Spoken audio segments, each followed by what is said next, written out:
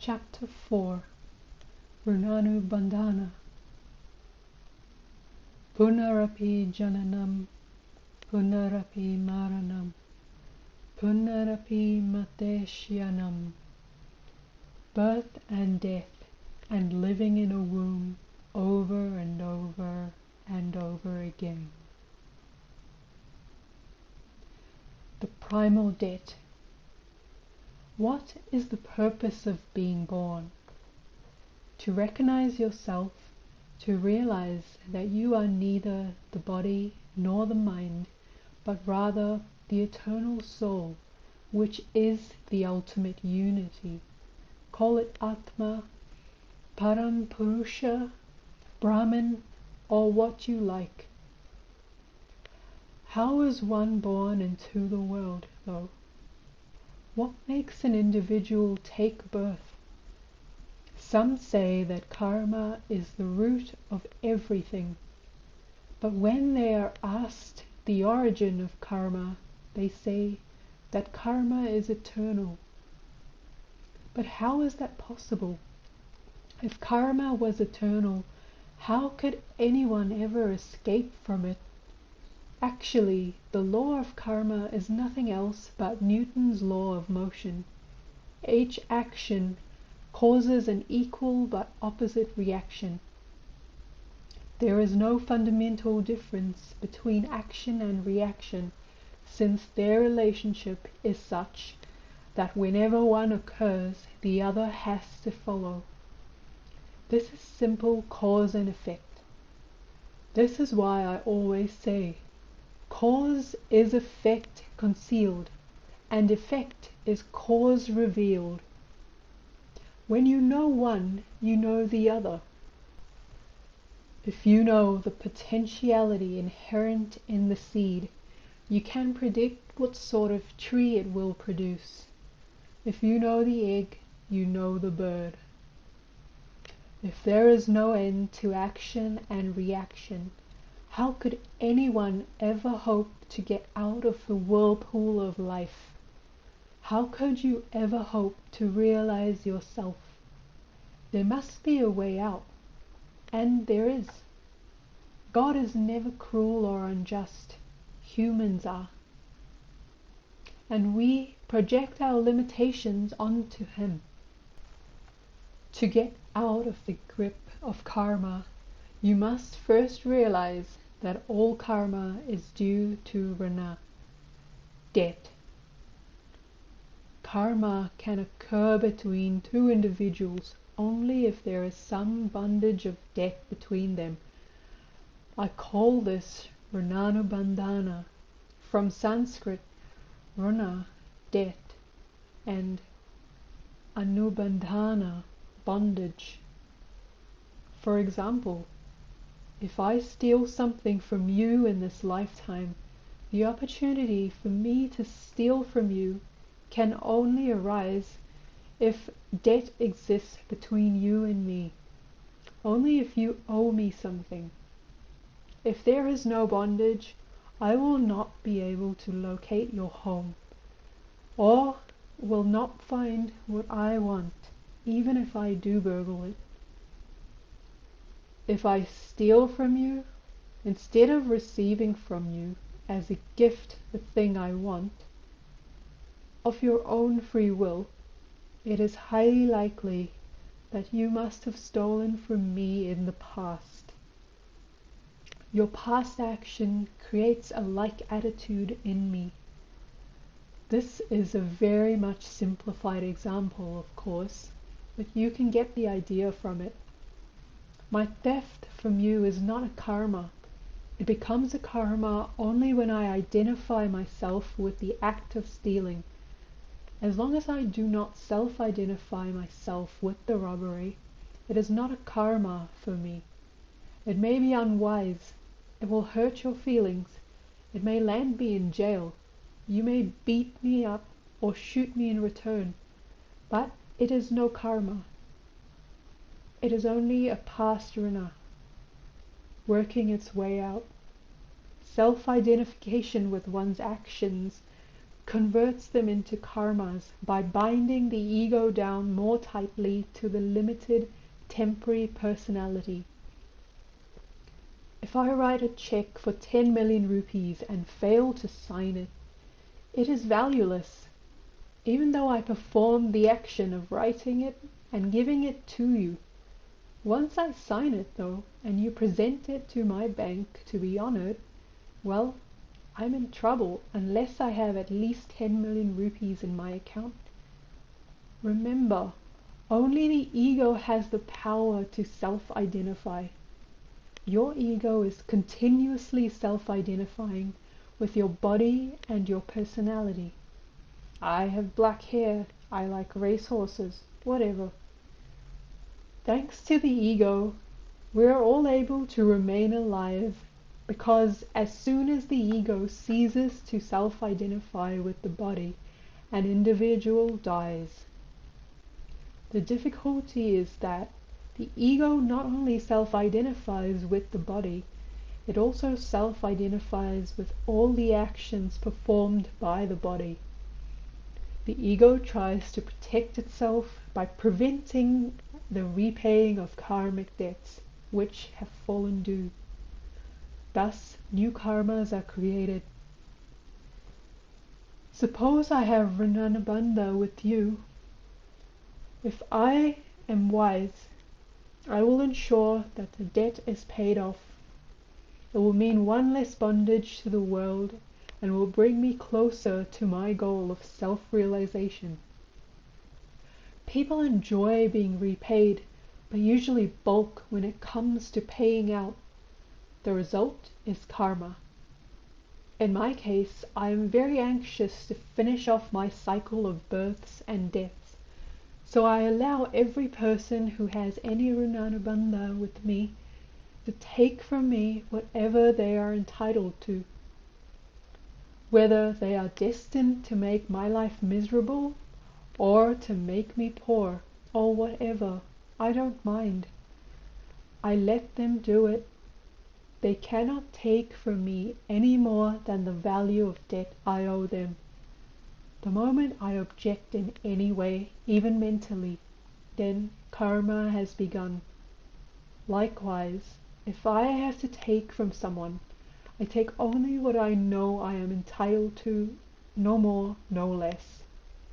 Now, I know I have the advantage of knowing about my Rnanubandhanas, but anyone, even someone who has no idea at all about whom he owes and who owes him, can make good use of this attitude.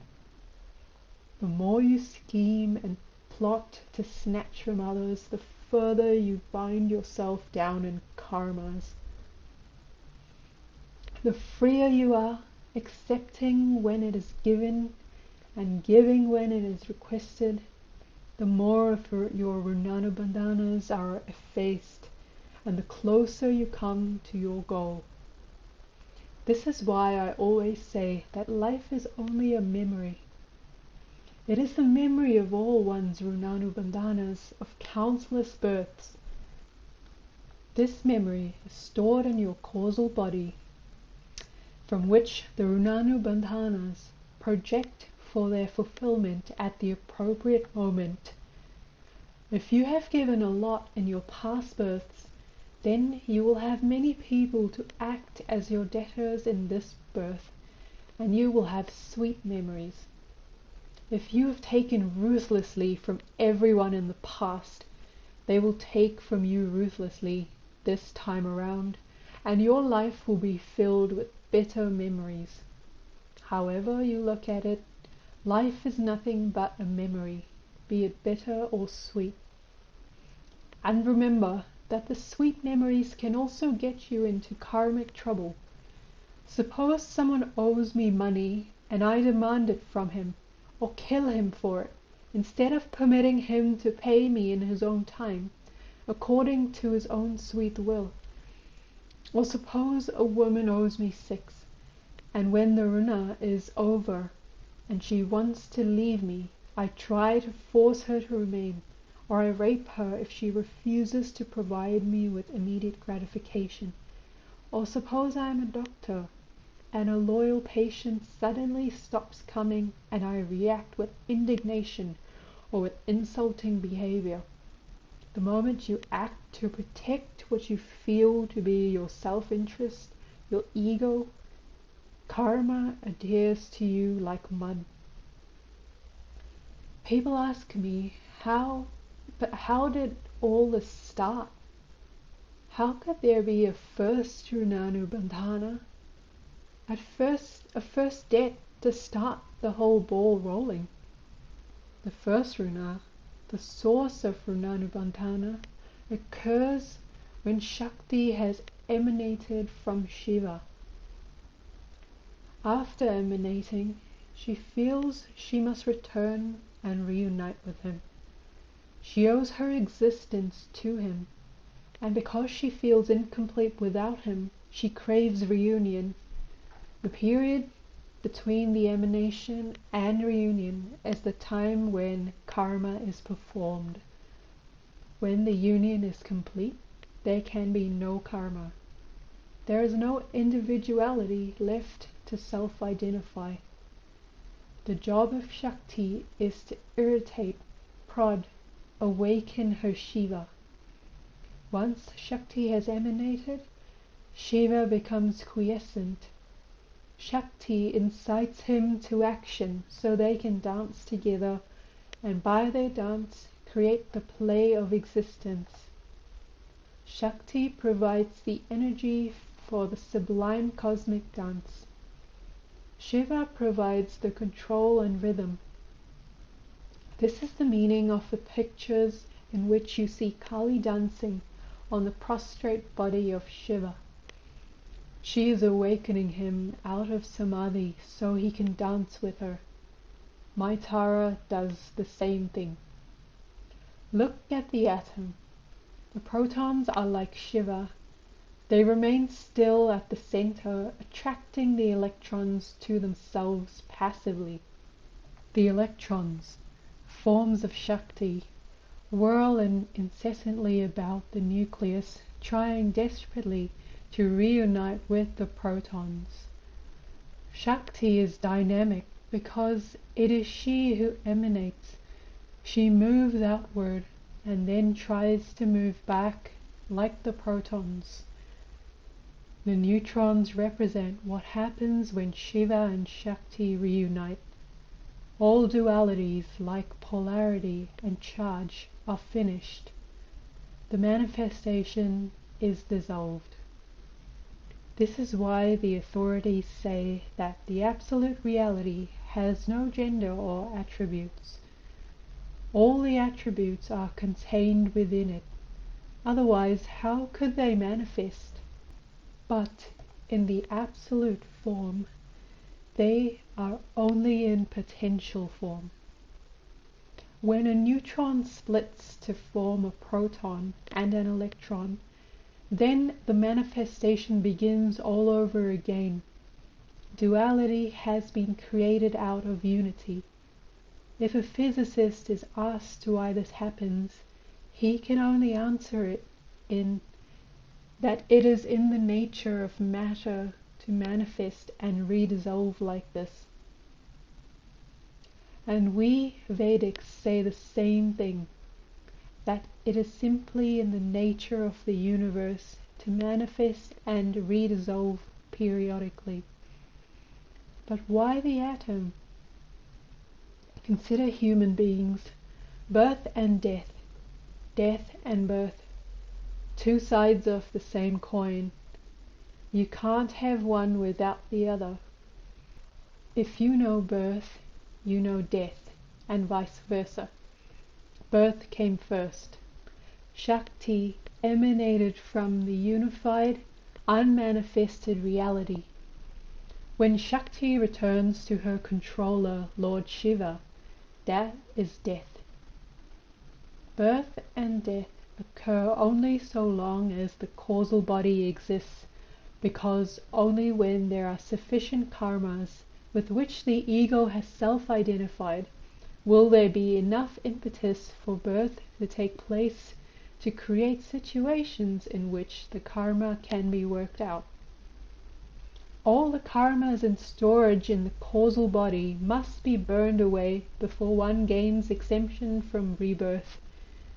But it is so rare for the causal body to burn that only a few over the course of centuries and millennia ever get to experience it. Besides, out of 1,000,000 people, perhaps only one even wants to experience it. Why? Because most of your karmas must first be burned away before you can even develop the desire to do away with desire. And as long as even a few karmas remain, your body will remain and your ego will continue to self-identify with your form and will continue to relate to the universe in terms of form. The ultimate Shiva has no form, no attributes, nothing. When you aim for the ultimate, you can't expect to carry form along with you. Remember, all forms, even the form of Shiva, exist within the manifested universe, which is nothing but the Adya Shakti. When you are ready to go beyond Shakti to Shiva, you must be willing to turn from form and go beyond everything. Which is another reason I say over and over again, worship God with form first, and only then go for the formless absolute. Convert your own self into your deity, so your ego self identifies with the deity's form and not your own, and then your deity can carry you across to the ultimate. Fate and Rnanubandhana. Unless you work very, very hard and obtain immortality, you can be certain you are mortal. All created beings are mortal because they are merely projections of energy, of Shakti. When Shiva and Shakti unite, millions of beings and universes are created by the overflowing of their bliss. This is on the cosmic scale. On a small scale, a man and a woman copulate, and when the sperm and the ovum unite, they, two cells, proliferate into billions of cells out of the exuberance of their joy. Men and women procreate, Shiva and Shakti create. Whether it is creation or procreation, every projection is limited. The limitation is one of time. Even at the creation of the universe, the projection of Shakti is limited. Otherwise, how could any forms be created? The idea of form is nothing but the idea of limit. Shakti is the force of limitation, which is why some so-called holy men fear and despise her. But they don't realize how limited they themselves are. The moment anything is created, its lifespan is determined. Call it trajectory or atomic clock or anything you please, but the seeds of destruction are planted at the instant of creation and grow at a fixed rate. And that is why I always say, moment of death is fixed at the moment of birth. Some people say, oh, but you can always commit suicide and cheat death. But it's not true. If you decide to commit suicide, it is because you are meant to commit suicide. As they say in Sanskrit, Purvadateshu Maranam. You get the same death again and again for at least 7 births in succession. If you are meant to die by your own hand, the idea of suicide will come to you just at the time that Mahakala is ready to come for you. So it is not as if you have any free will over selecting your time of death. Every death, in whatever circumstances, is decided at the time of your birth. You may do your best to avoid it, but you will be unable to do so.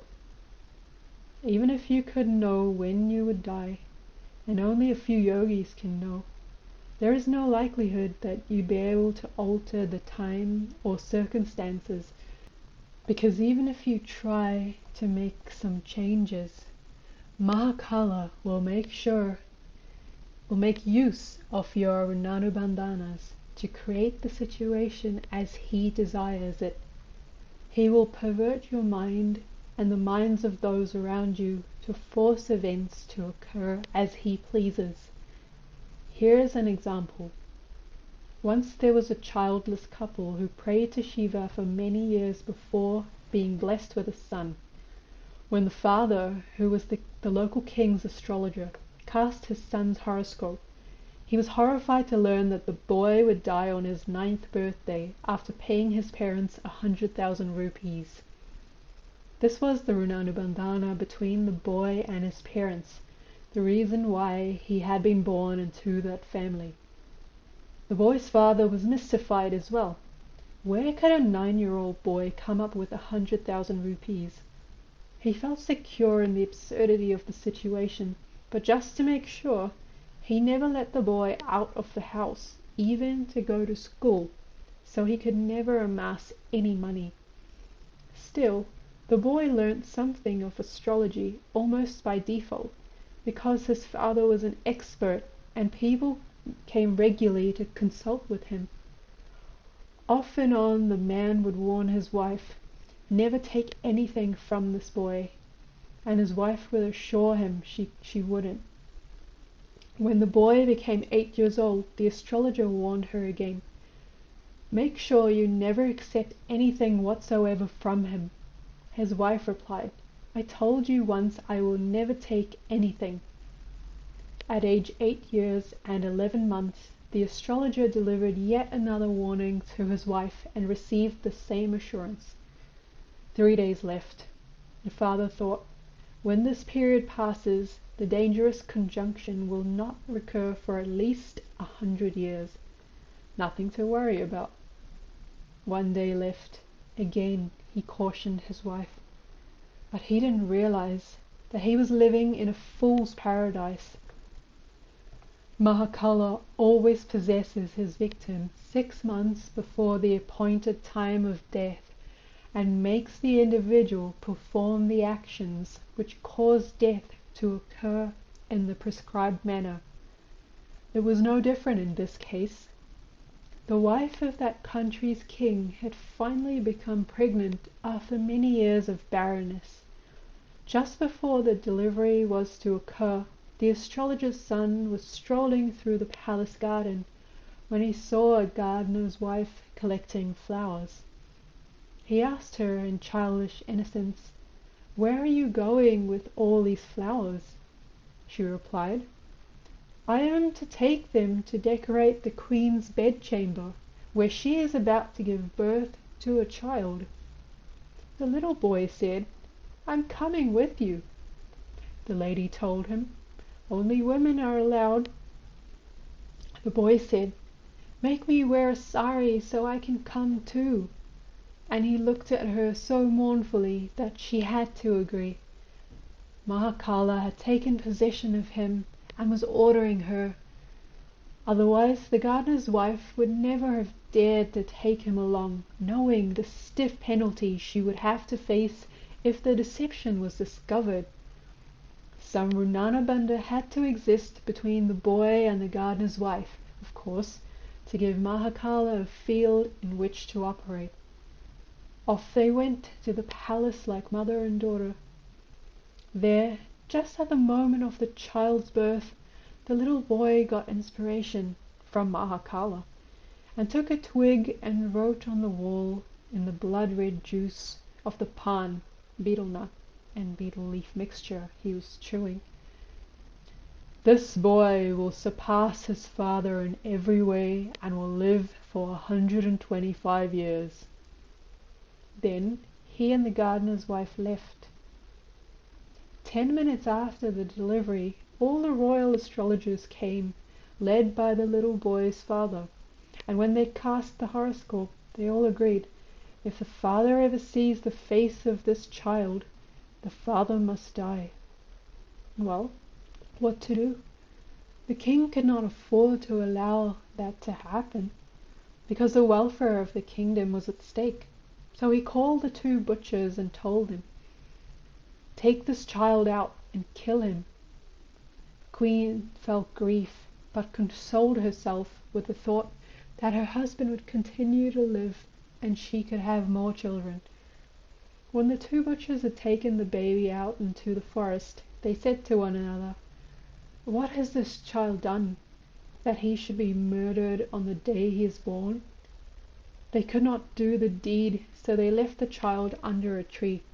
They killed a deer instead, and took its eyes to the king to prove that they had done the job. How could two bloodthirsty butchers become so compassionate?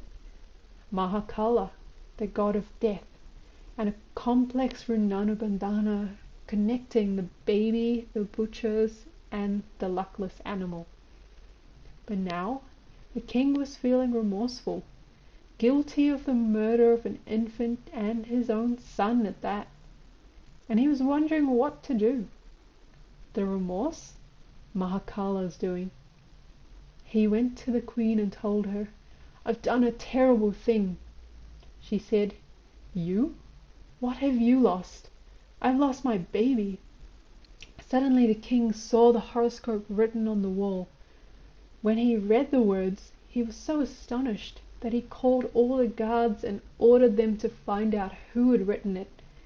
They interrogated everyone who had been there, and when they reached the gardener's wife, she admitted that the chief astrologer's young son had come in disguise and done so. Meanwhile, the boy had gone happily to his home and had his nice food and was resting, as if he knew what was going to happen next. Suddenly officers arrived and escorted him to the palace. The king confronted him with the writing on the wall, and the boy boldly told him, "What I have written cannot be wrong. The baby cannot be dead." A 9-year-old boy could never be so confident. Mahakala was speaking. At this, the king called in the two butchers, who confessed after a good hiding that they had not killed the infant. The king and his whole court rushed to the tree and found the baby alive, honey from an overhead of honeycomb dripping into his mouth to satisfy his hunger. The astrologer's son told the king, "You've seen your son's face, and yet you live." And the king was wonderstruck and asked, "How could you be right when all my astrologers were wrong?" The boy told him, "I was present at the precise moment of birth. My father and all the rest were 10 minutes late." The king was so pleased that he wrote on a slip of paper, "Pay the bearer of this note 100,000 rupees from the royal treasurer." The boy ran home as fast as he could, calling for his mother, "Ma, ma, ma." When he got to his house, his mother met him at the door. He jumped into her arms, thrust the note into her hand, and died. His father came home a few minutes later, having heard the whole story at court, and found his wife cradling their son's dead body. He shouted, "You stupid wife! I told you never to take any money from him." But she said, "How could I have known that the scrap of paper in his hand was a receipt?" And then, of course, there was nothing to do about it. So there is no way to escape death unless you go beyond it. Please remember, the time of death is fixed for everyone. Even if you want to die earlier or later, you will not be able to. I remember a newspaper report. As soon as some young bride left her new home to visit her mother, her husband became so depressed that he decided to commit suicide. First he swallowed all the poison in the house, then he sealed all the doors and windows and turned on the gas. Since he didn't like the smell of gas, he went and bought some cigarettes and returned to the kitchen, where he lit one, and bang! He was so frightened by the noise and fire that he vomited out all the poison and ran for his life. He was miraculously unscathed by the explosion, and his wife had to get him out of jail for trying to burn down the house. And then there was another true story not too long ago. Some primary school teacher had been so fed up with his life for the past 10 years that he kept wanting to die, but he had never been able to do so. Then one day he was found dead in a Shiva temple, embracing the linga. He had searched for Mahakala for so long and had finally found him. Why didn't he succeed for 10 years? Because it was not his time. It was not yet time for him to die. No other explanation is possible. I've spent many long years of my life in the smashan, and I think I've found out a little something about death. You know, it is really a blessing that we do not have full knowledge of fate and Rnanubandhana, the workings of birth and death. If we did, a mother who knew that a certain son would take more from her than he would give would never love him. She would neglect him and might even try to kill him. We would be prejudiced against other people from the start, and that would only increase our self-identification with our bodies, which exists solely because of Rnanubandhana. And all this would only add to our already heavy loads of karma. That is why one does not get remembrance of past lives until a later stage. Ranu. I have experienced all this myself, which is why I can talk about it. I lost my first son, Ranu, in spite of every precaution, and I did not understand what was going on until much later, when my guru, Maharaj, literally beat it into my head. Ranu was meant to die young. That is all there was to it. I had plenty of warnings. I had my own suspicions.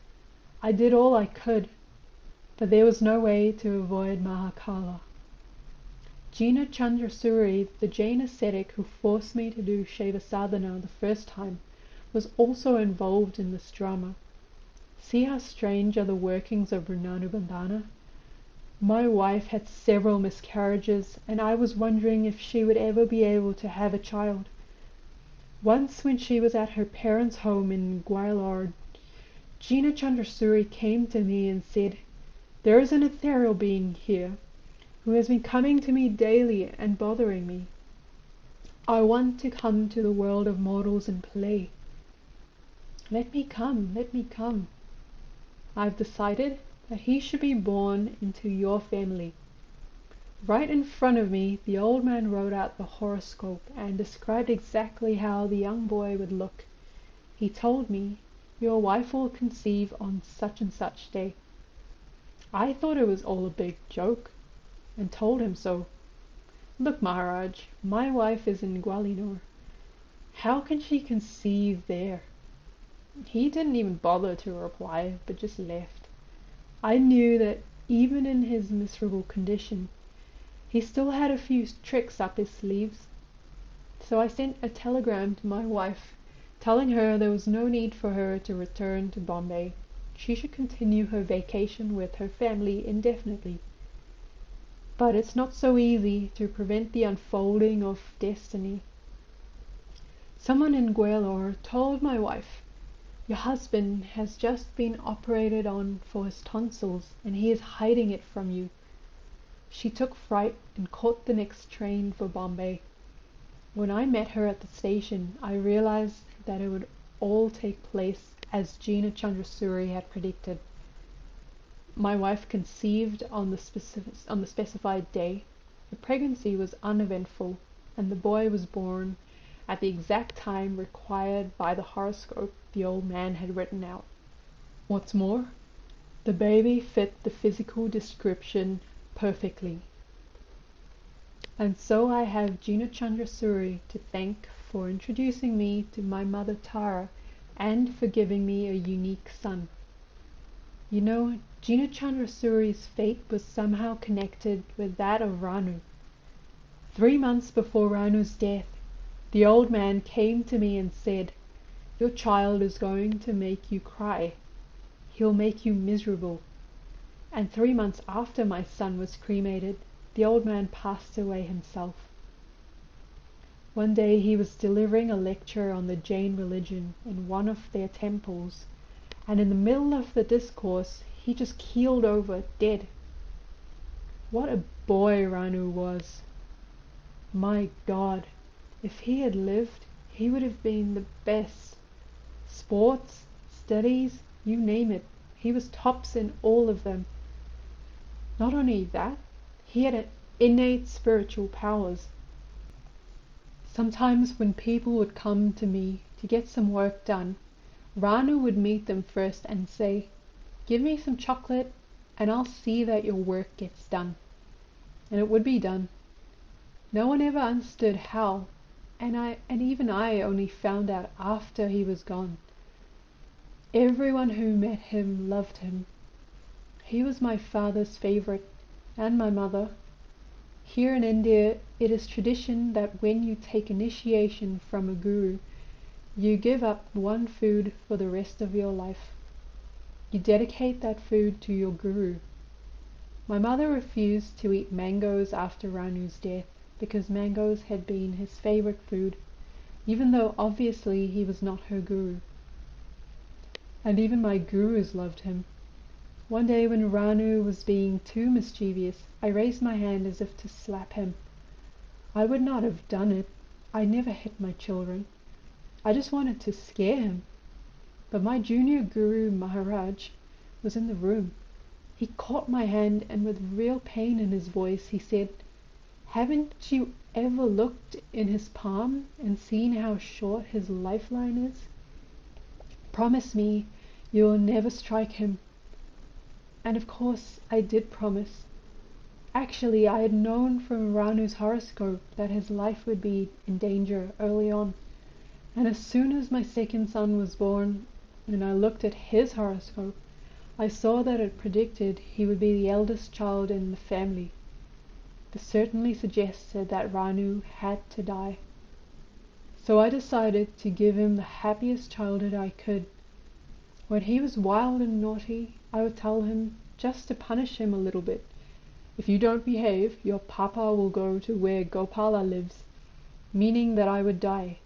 But Ranu would always tell me, "No, papa, I will be going before you do." He knew. Well, Ranu died at age 9. As the time approached, my senior guru Maharaj decided to visit Bombay. Now I know that he came to say goodbye to Ranu, but then I was still hopeful that something could be done. One day a couple of friends and I were sitting with my senior guru Maharaj, and one friend said to me in English, "Why don't we try to get your guru Maharaj to go to the cinema?" This fellow knew that my senior guru Maharaj would never patronize anything like that because he hates the British, which mean to him Westerners in general. He used to say, "What have the Westerners ever done for us except to teach us to urinate standing up like donkeys?" Anyway, my friend was still talking. "Let's take him to a really hot picture." My old man was just looking at him with his piercing stare. His eyes never blink. And then suddenly he said in Hindi, "Why don't we go see a picture today? I'd like to see that new picture with Rita Hayworth in it." I got the shock of my lifetime. I couldn't understand it. Why should he want to go see something he hates? And how could he possibly know or care who Rita Hayworth was? But we went. And during the picture, my senior guru Maharaj didn't even look at the screen. He sat with his head on his chest, covered by his arms, with his elbows together at the waist. Very strange. I didn't know what to make of any of this. If you ever get the opportunity, see that picture. It was called Down to Earth. Danny is a piano player whose dancer quits him. He is in bad shape, so his mother, who has died, gets permission to come down from heaven to help him. She becomes his dancer. Of course, he does not know who she really is, and then he rockets to fame. They are doing very well together when the first dancer Danny had employed comes back and asks to be rehired. Although his mother tells him, "But Danny, I only want to help you," he sends her away and rehires the first dancer, and straightaway plummets. Then he realizes his mistake and asks his mother to come back, and she does, and up he goes again. His mother is finally called back up above. There is a limit to everything after all. She begs, she pleads, "No, I can't go. I have to look after my son." But then we see a big Gandhara, or some kind of angel, smiling at her, and he moves his hand, and she leaves the earth and is drawn back up above. So she is about to go. She sees her son and cries, "Danny, Danny, don't you hear me? Can't you hear me? I want to help you. Listen to me." But Danny is drinking at a cocktail party in some producer's house, and he can't hear her because she has become ethereal. Up in heaven she is unhappy. "My Danny, what will become of him?" And someone comes along to talk with her about it. She's completely despondent, and he just strokes the back of her head, and suddenly she said, "Oh, it was all a dream, wasn't it?" And she becomes happy again. But still for some time the memory is there, like the morning recollection of a dream. After the picture was over, my senior Guru Maharaj asked, "Did you understand?" I said no, because I couldn't understand. My old man left Bombay, and sometime later Ranu died. About 2 months thereafter, he returned to Bombay and asked me again, "Now did you understand that film?" I still can't tell you how he knew that film was worth seeing to remind me of the story of Ranu's life. Look how Mahakala works.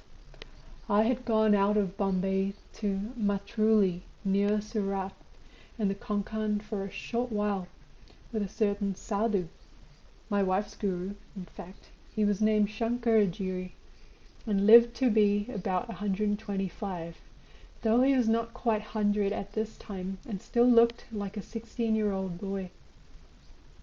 And I told my wife in no uncertain terms not to have Ranu operated on for his tonsils while I was away, but she ignored my advice and did it anyway. I had a peculiar feeling that something terrible was going to happen. Then when I learned of the operation, I told her specifically that if she let him go to school while I was gone, that it would be the end of him. Well, she didn't listen to me. She, or rather Mahakala, sent him to school, and he developed polio. He was sick only 4 days. While I was sitting out in the jungle, I started seeing something funny. I saw that Ranu was dying. I told Aghori that I had to go back to Bombay, but he said, "Don't be stupid. It's all your imagination. Don't go back." I waited there for some more time, and then I saw the same thing again. This time I forced Aghori to come back with me to Bombay. By the time I got back, it was almost too late. I quickly put Aghori Baba's stick under the mattress and laid my boy on the bed on top of it. I then thought that everything would be alright, because if Aghori Baba's stick had stayed underneath him, Ranu would never have died. That is the power of the stick. Aghori Baba gave it to me long ago, and I have used its miraculous powers on so many people. My foster daughter my foster daughter used it on me when I had my heart attack. I used to ask her, why is my bit so lumpy? But look how Mahakala works. Dinkar, my friend who was with me there, told me to go down and get some coconut water for Ranu. While I was gone, Ranu, remember it was Mahakalu speaking through Ranu, asked Dinkar to put him on the other bed. Dinkar never knew about Aghori Baba's stick and didn't move it along with Ranu. When I came back, my boy was gasping. I lifted him in my arms. He said, Gopala, and he was gone. He knew he would die. He even told the principal of his school, now it is time for me to leave. I won't be meeting you again. I'm going to a place where it is very cold, meaning he would be reborn in America. And even my intellect had become perverted.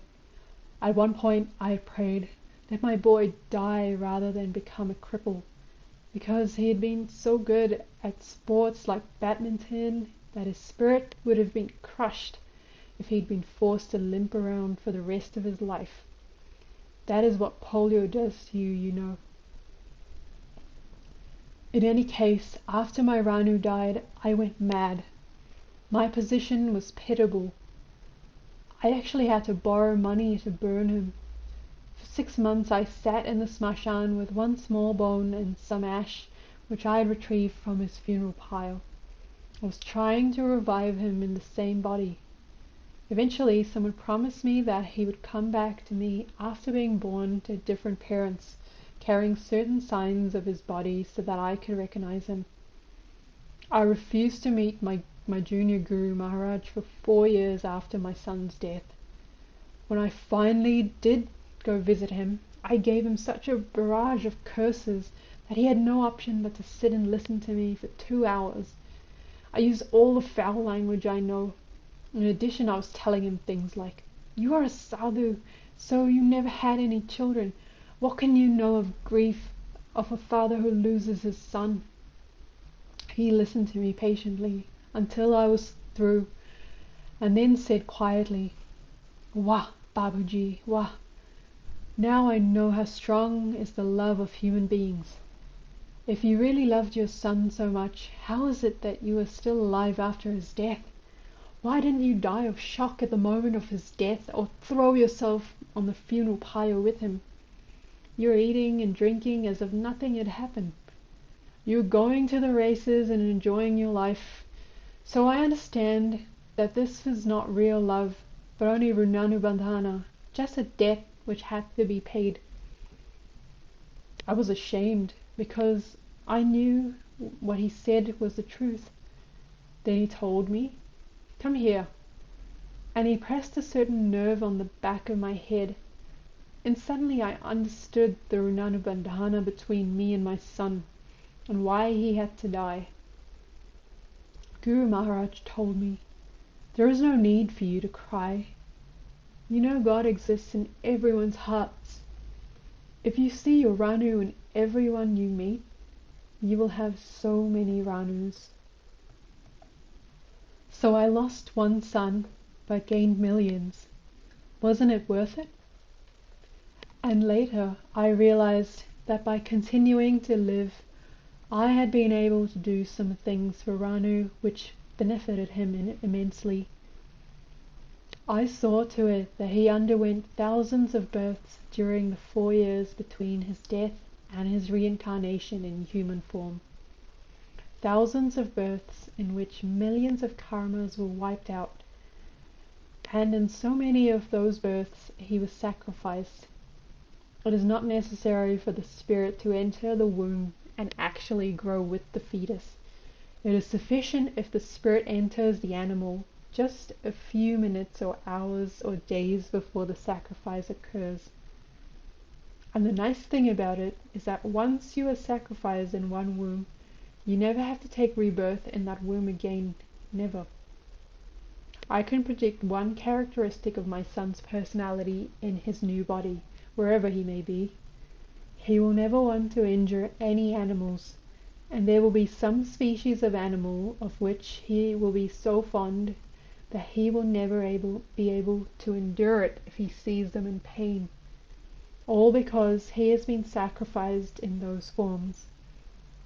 When you see a dead animal on the road and a shiver suddenly and involuntarily goes up your spine, somewhere there is a previous birth you must have endured something like that.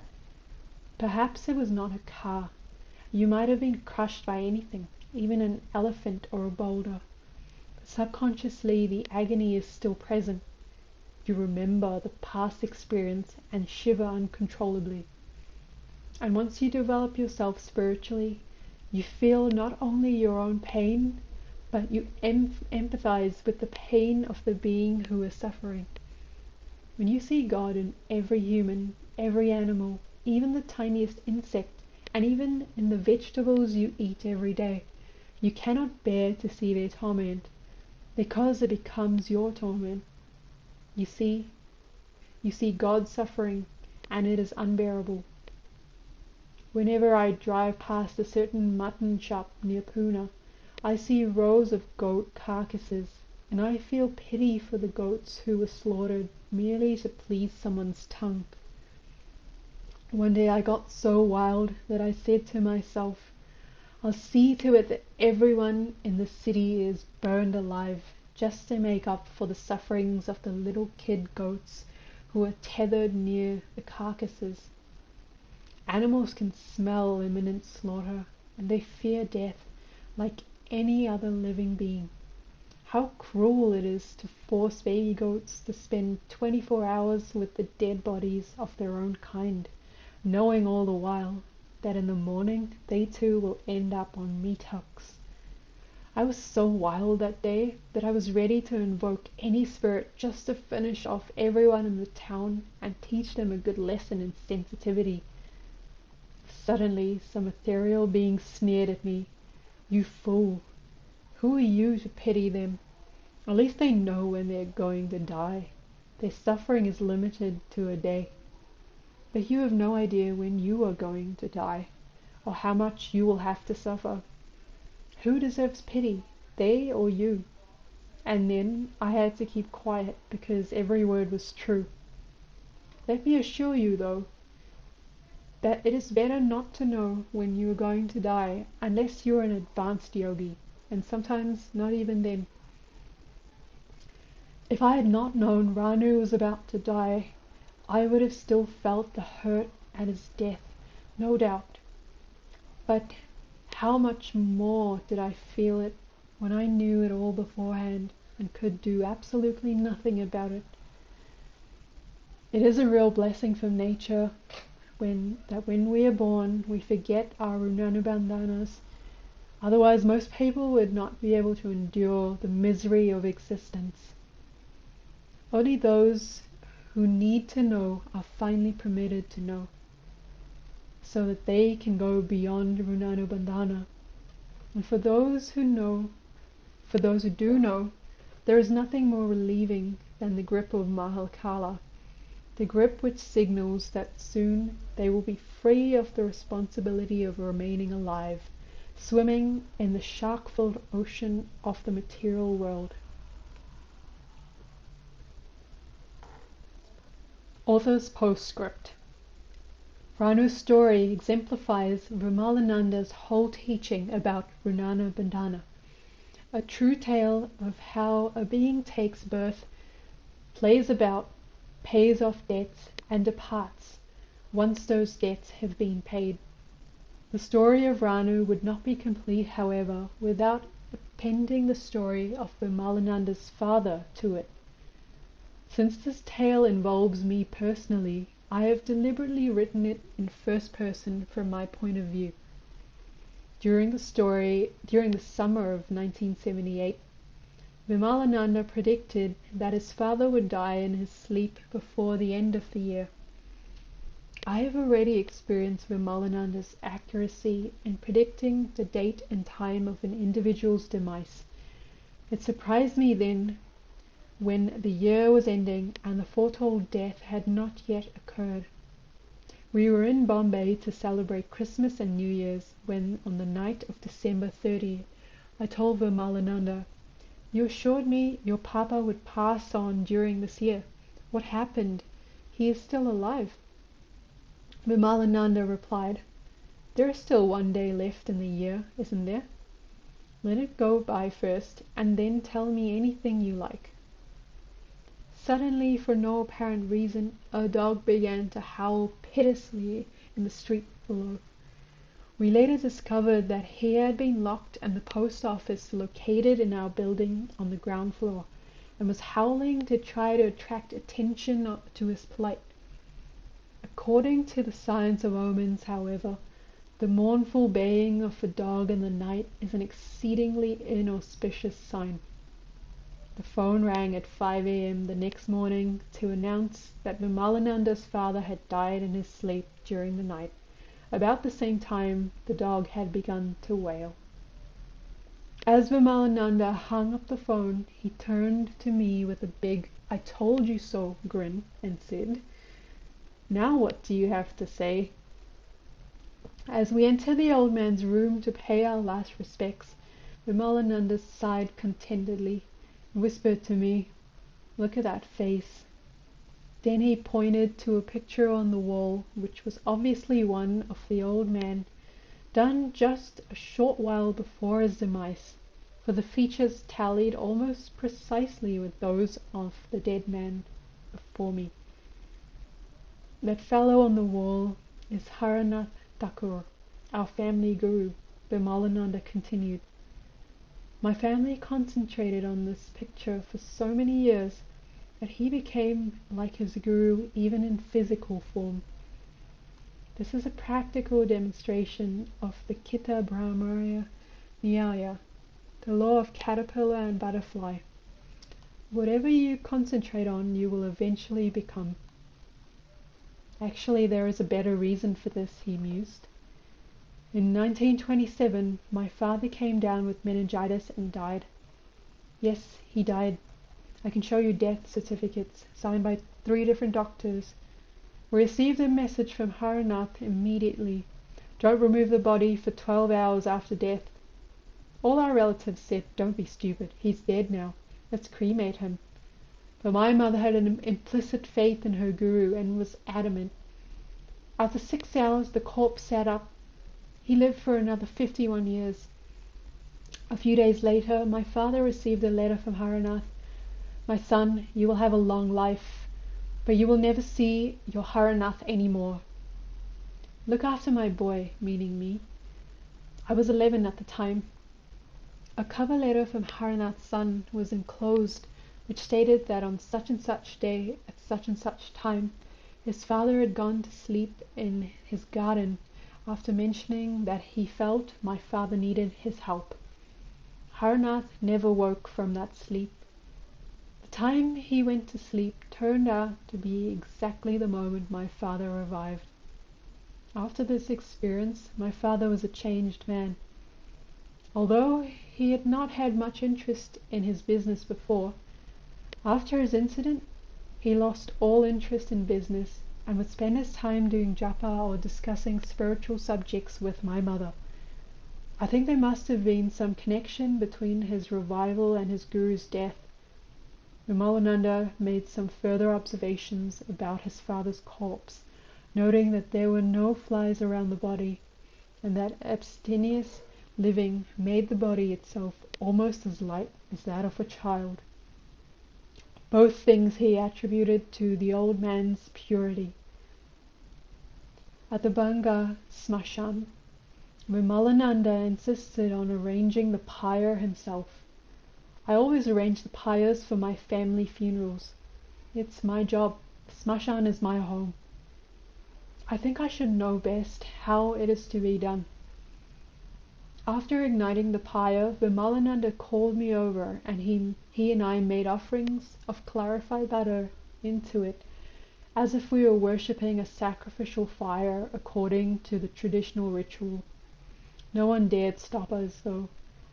There was visible agitation in the audience at the scandal of a son openly performing ritual worship on his own father's funeral pyre. Later, as we sat quietly smoking and watching the pyre burn, I mentioned this to Vimalananda. He laughed a hearty laugh and said, "What does my family know about me? I have never shirked from doing anything I felt I needed to do. I don't know why it is, but I will do almost anything just for the experience of it. I'll do it once or twice just so I know I can do it well, and then quit, so it doesn't become a habit. Aghora is my life, though. I have always lived in the smashan, and as an Aghori, I cannot afford to distinguish between the funeral pyre of my mother or my father, and that of anyone else. How can I? No. Sadhana means sadhana, however you look at it. You must be ready to forget everything to become an Aghori. I had the same idea at my mother's funeral. In fact, I asked my friends, shall I perform a little sadhana here? It will give us great material benefits. But they turned me down. He fell silent. For a couple of hours we chatted intermittently. Apart from voices, only the hiss of the dying pyre's flames, the cawing of a few raucous purple and black jungle crows, and the splash of ocean breakers just beyond the retaining wall, disturbed the stillness of the smashan. Eventually Vimalananda said jauntily, "Let's go see if the old man has turned to ash yet." On inspection, only a few bone slivers remained among the piles of ash. After collecting some of these splinters for later rituals, we walked back to the car to drive home.